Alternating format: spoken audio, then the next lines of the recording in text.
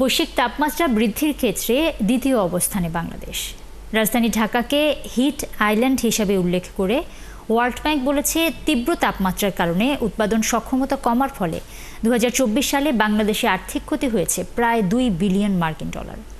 আর বন ও পরিবেশ উপদেষ্টা সৈয়দা রিজওয়ানা হাসান বলেছেন, মন্ত্রী এমপিদের প্লট দিতে গিয়ে বন ধ্বংস করে পরিবেশের ক্ষতি করেছে রাজুকের মতো প্রতিষ্ঠান।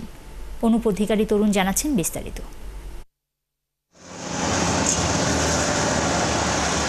গত বছর এপ্রিলের 30 তারিখে 50 বছরে বাংলাদেশের সর্বোচ্চ 43.8 ডিগ্রি সেলসিয়াস তাপমাত্রা রেকর্ড করা হয় যশোরে। ওয়ার্ল্ড ব্যাংক বলছে, বৈশ্বিক তাপমাত্রা বৃদ্ধির হারে বাংলাদেশের অবস্থান এখন দ্বিতীয়। ঢাকাকে বিশ্ব হটস্পট বা হট আইল্যান্ড হিসেবে উল্লেখ করেছে সংস্থাটি। এনে গবেষণা প্রকাশের জন্য রাজধানীর একটি হোটেলে আয়োজিত অনুষ্ঠানে ওয়ার্ল্ড ব্যাংক বলছে, 1980 থেকে 2023 সালের মধ্যে দেশের গড় তাপমাত্রা 1.1 ডিগ্রি সেলসিয়াস বেড়েছে। এই সময়ে অনুভূত তাপমাত্রা আরও আশঙ্কাজনক হারে বেড়েছে 4.5 ডিগ্রি সেলসিয়াস। সংস্থাটি বলছে, তীব্র তাপমাত্রার কারণে উৎপাদন সক্ষমতা কমার ফলে 2024 সালে বাংলাদেশে আর্থিক ক্ষতি হয়েছে প্রায় $2 বিলিয়ন।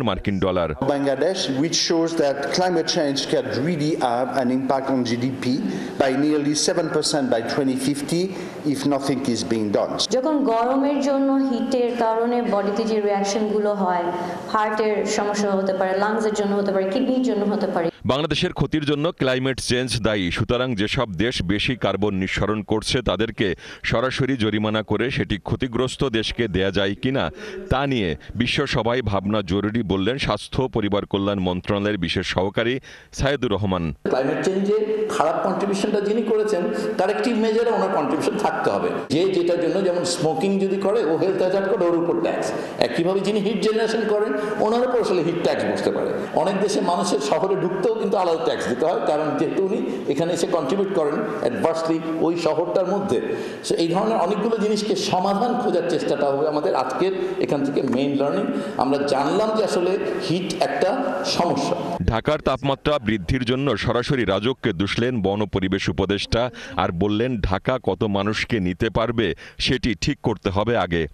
হাই টাইম হয়েছে যখন RAJUK should be prescribing building designs. যা ক্ষতি করার তো করে ফেলেছে। এই মন্ত্রী এমপিদেরকে প্লট দিতে গিয়ে, তথাকথিত ভিআইপিদেরকে প্লট দিতে গিয়ে যা ক্ষতি করার তো করে ফেলেছে। এবং দেখেন, এখন এই ক্ষতিটাকে পুরানোর তো রাস্তা আমাদেরকে খুঁজতে হবে। আমরা হয়তো থাকবো না, আমাদের প্রজন্ম তো, পরবর্তী প্রজন্ম তো থাকবে। এই রাজুকের বিদেশে যেরকম করে, সবাই তো বিদেশ হয়ে যেতে চায়, কিন্তু বিদেশের লাইফস্টাইল কেউ ফলো করে না, বিদেশের আইন কানুন কেউ মানতে রাজি না। রাজুকের আসলে এখন বিল্ডিং এর প্ল্যানও বলে দেওয়া উচিত যে এরকম বিল্ডিং হতে হবে, ভেন্টিলেশন এরকম হতে হবে, লাইটিং এরকম হতে হবে, যাতে করে আমাদের একটা নিয়ন্ত্রণ আমরা আনতে পারি। 2030 সালের মধ্যে বাংলাদেশ জিডিপির প্রায় 4.9% হারাতে পারে অতিরিক্ত তাপের নেতিবাচক প্রভাবের কারণে, এমনটাও পূর্বাভাস দিয়েছে ওয়ার্ল্ড ব্যাংক। অনুপ অধিকারী তরুণ, 71, ঢাকা।